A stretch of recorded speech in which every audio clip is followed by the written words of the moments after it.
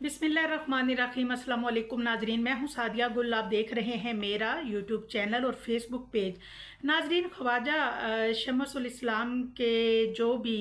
दुश्मन थे,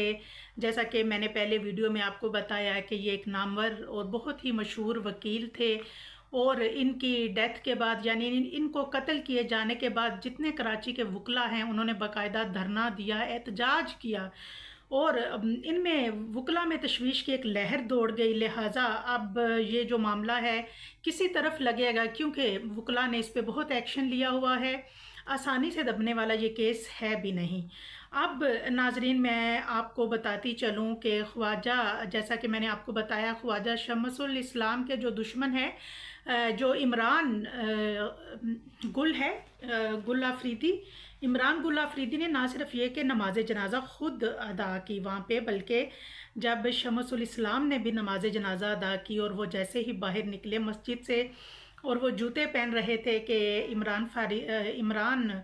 आफरीदी ने उनके ऊपर फायरिंग की और फायरिंग करके नारे लगाता हुआ भाग गया कि जी मैंने अपने बाप के दुश्मन का बदला ले लिया है। और नाज़रीन, फिर एक नामालूम जो जगह है वहाँ से मुजरिम की एक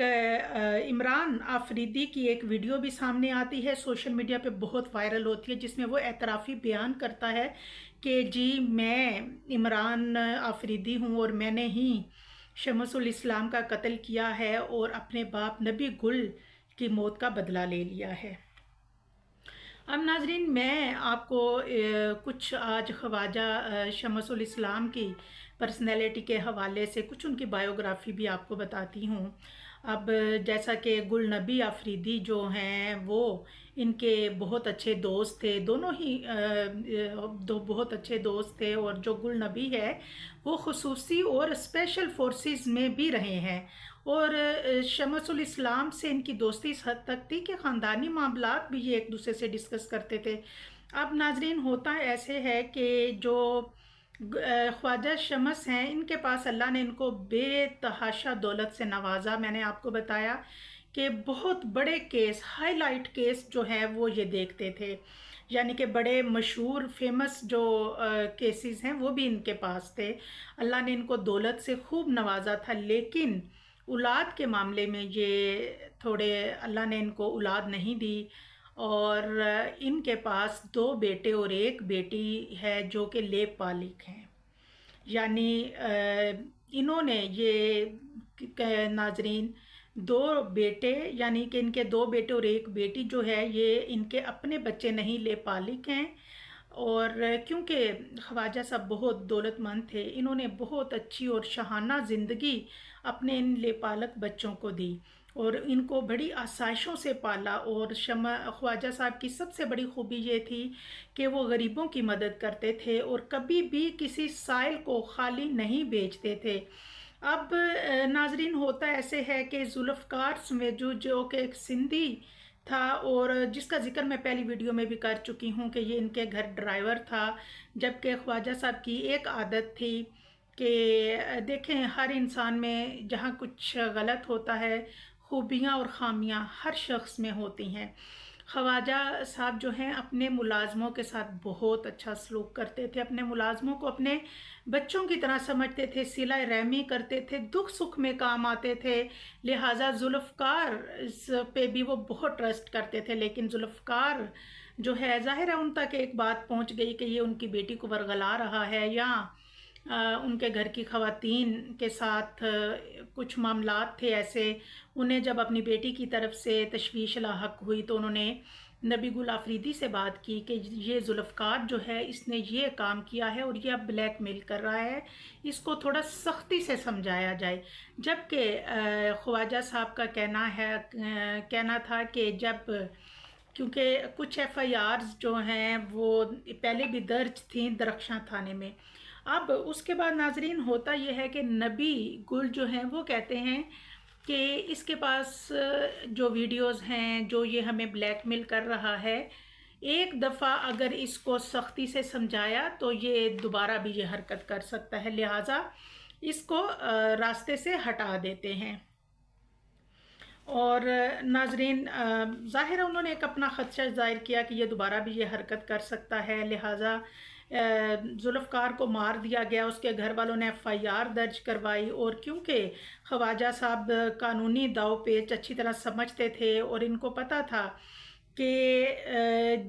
JIT میں بھی کل کو کوئی مسئلہ ہو سکتا ہے، لہٰذا انہوں نے گل آفریدی کو 35 لاکھ روپے دیے اور کہا کہ ملک چھوڑ کے چلے جاؤ، کیونکہ وہ اچھی طرح جانتے تھے کہ یہ نہ ہو کہ کوئی مشکل یعنی کہ کوئی ایسی کنڈیشن یا ایسی سچویشن نہ ہو جائے، لہٰذا جو گل نبی ہیں وہ بجائے اس کے کہ باہر جاتے، وہ خیبر پختونخوا میں ہی کہیں انہوں نے روپوشی کاٹی۔ اور اب ناظرین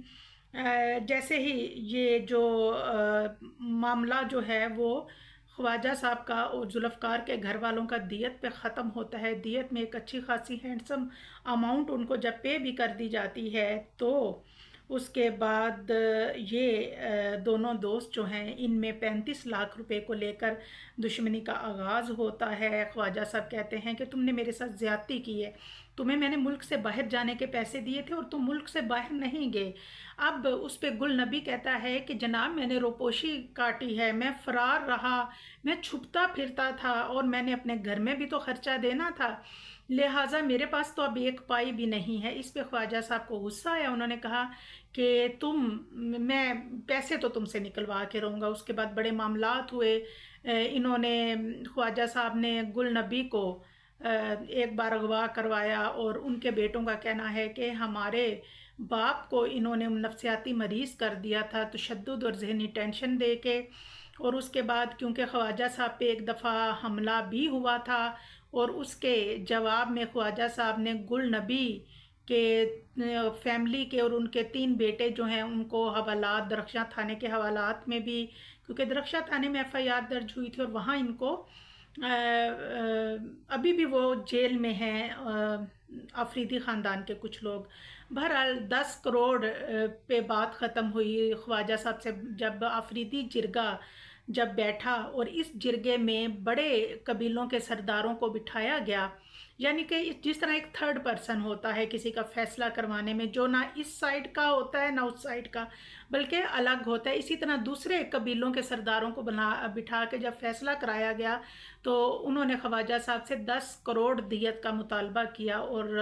جس کو خواجہ صاحب نے کہا کہ نہیں میں ایسا کبھی بھی نہیں کروں گا اور نہ ہی میں 1 روپیہ بھی نہیں دوں گا۔ اور اس کے بعد اچانک گل نبی جو ہیں ان کی ڈیڈ باڈی ٹھٹھا کے قریب ایک علاقہ ہے وہاں سے جھرک سے ان کی ڈیڈ باڈی جو ہے وہ ملتی ہے۔ اب جو عمران آفریدی ہے وہ اس کو پتہ ہوتا ہے اور وہ خود اس بات کا اقرار کرتا ہے کہ جی خواجہ نے میرے باپ کو مروایا تھا، لہٰذا آج میں نے ان کو مار کے تو اپنے باپ کا بدلہ لے لیا ہے۔ اب جیسا کہ میں نے بتایا کہ آفریدی قبیلے میں بھی جرگہ سسٹم بہت مضبوط ہے، یہاں بھی جو جرگے والے جو ہیں انہوں نے یہ فیصلہ دیا کہ خواجہ شمس الاسلام کو قتل کر دیا جائے۔ یہ فیصلہ اس صورت میں دیا گیا کیونکہ خواجہ جو ہیں ان کے عدالتی معاملات جیسے تھے، ان کا بڑا اثر و رسوخ تھا، اور آپ کو پتہ ہے کہ عدالتی معاملات میں رکاوٹیں بنتی ہیں جب رشوت،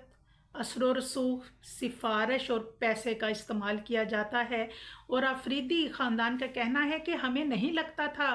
کہ ہمیں کبھی انصاف ملے گا، لہٰذا اسی لیے ہم نے جو ہمارے جرگے کا فیصلہ تھا کہ قتل کا بدلہ قتل، یعنی خون کا بدلہ خون، لہٰذا اسی لیے ان کو قتل کر دیا۔ اب دیکھیں آگے یہ کیس کیا رخ اختیار کرتا ہے، کیونکہ اس وقت یہ ہائی پروفائل کیس بنا ہوا ہے، اور جو بھی اپڈیٹ آئی انشاءاللہ آپ سے شیئر کریں گے۔ دعاؤں میں یاد رکھیے گا۔ اللہ حافظ۔ چینل کو لائک اور سبسکرائب ضرور کیجیے گا۔